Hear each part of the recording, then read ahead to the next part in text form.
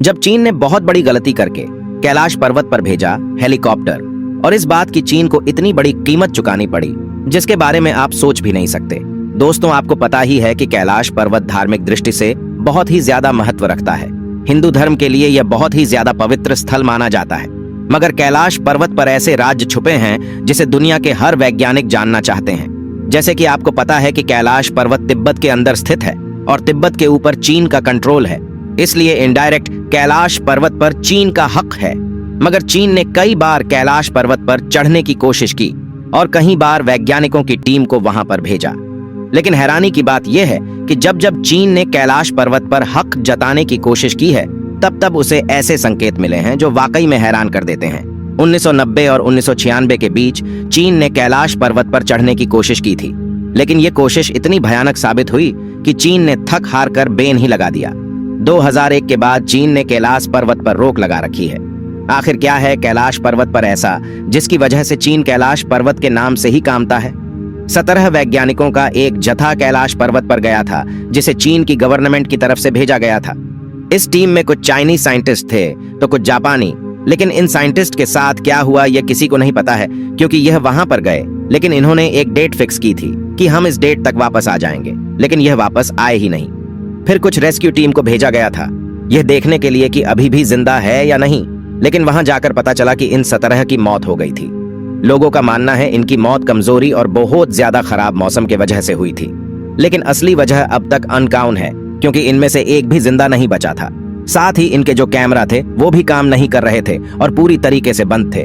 इसके बाद भी चीन ने हार नहीं मानी, क्योंकि उन्हें जानना था कि जिस कैलाश पर्वत को इतना पवित्र माना जाता है और इतना ज्यादा ताकतवर माना जाता है, आखिर उसके ऊपर है क्या? कैलाश की गिनती दुनिया की सबसे कठिन पर्वत श्रृंखलाओं में की जाती है। इस वजह से चढ़ाई के लिए इस स्थान को काफी दुर्गम कहा जाता है।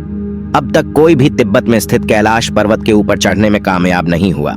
भगवान शिव का निवास स्थान कहे जाने वाली इस जगह पर कई पर्वतारोहियों ने चढ़ने की कोशिश की, पर उन्हें इसमें कामयाबी नहीं मिल पाई। रूस के एक पर्वतारोही सर्गे सिस्टियाकोव कैलाश पर्वत के बहुत करीब तक पहुंच गए थे। उन्होंने अपने एक इंटरव्यू में बताया, मैं जैसे ही इस पर्वत के करीब पहुंचा, मेरे दिल की धड़कन काफी तेज हो गई थी। उस दौरान मुझे काफी कमजोरी महसूस हो रही थी। इसे देखते हुए मैंने वापस जाने का फैसला लिया। नीचे की तरफ मैं जैसे बढ़ा, वैसे ही धीरे धीरे मेरी सेहत में सुधार होने लगा। कुछ इसी तरह का अनुभव एक दूसरे पर्वतारोही कर्नल आर.सी. विल्सन ने भी साझा किया था।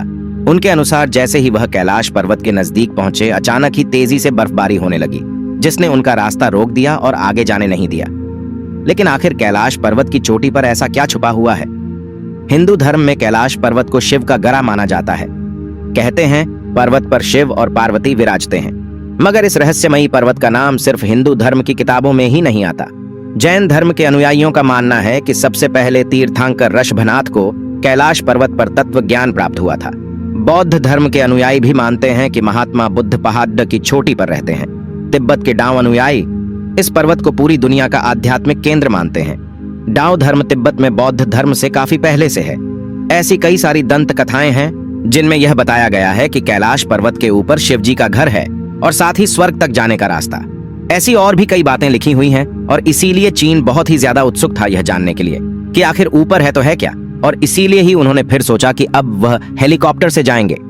आमतौर पर हेलीकॉप्टर और एरोप्लेन को माउंट कैलाश के ऊपर से उड़ाना बिल्कुल ही मना होता है, क्योंकि यहाँ का मौसम इतना खराब होता है कि कोई भी हवाई जहाज इसमें टिक नहीं पाएगा।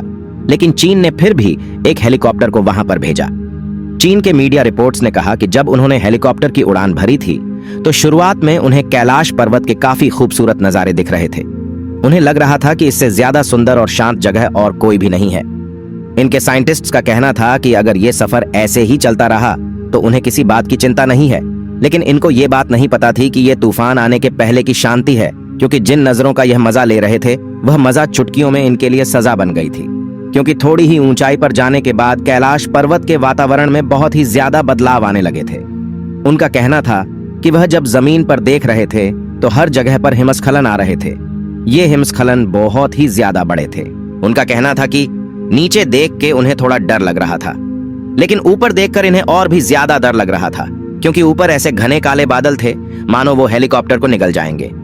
जैसे ही यह और ज्यादा ऊंचाई पर गए तो हर जगह पर बिजली कड़कने लगी और काफी जोर की बर्फबारी होने लगी। इतने ऊपर ऑक्सीजन लेवल भी बहुत ज्यादा कम होता है, जिसके चलते इंजन भी अच्छे से काम नहीं कर रहे थे और हवा का प्रेशर इतना ज्यादा था कि हेलीकॉप्टर को कंट्रोल करना बहुत ज्यादा मुश्किल हो गया था।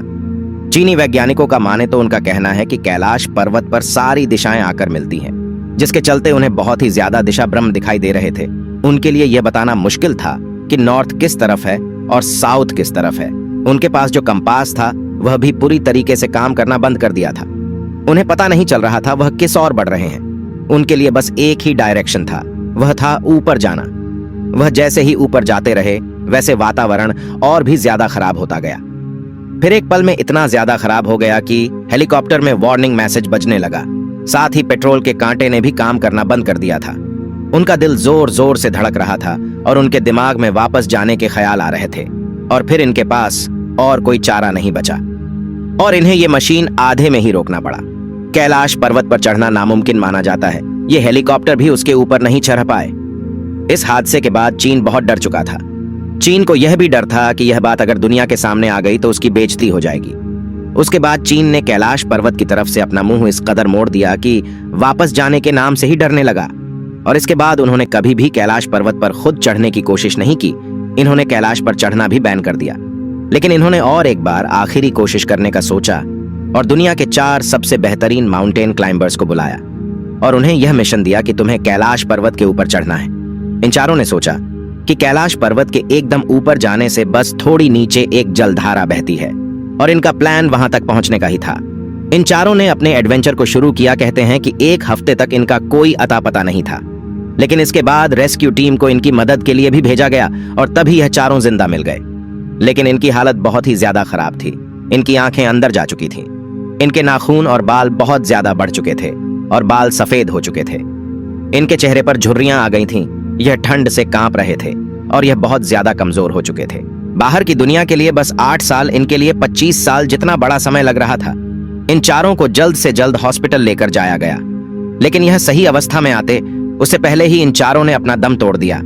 माना जाता है कि कैलाश पर्वत पर इंसानों की उम्र बहुत ज्यादा तेजी से बढ़ने लगती है।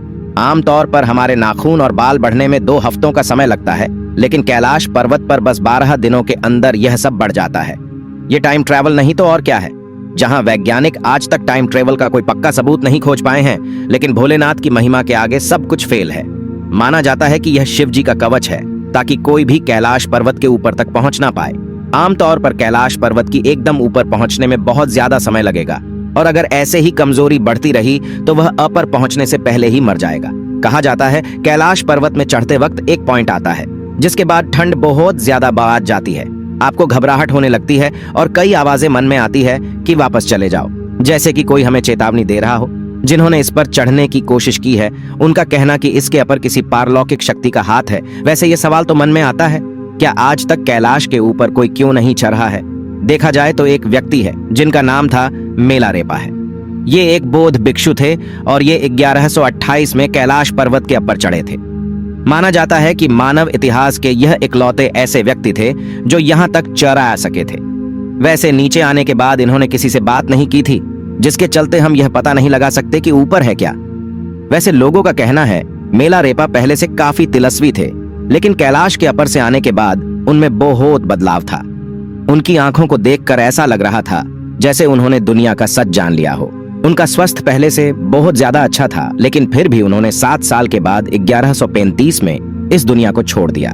दोस्तों, कैलाश पर्वत के बारे में कई और खास बात है, जैसे कि धरती के एक ओर उत्तरी ध्रुव है तो दूसरी ओर दक्षिणी ध्रुव।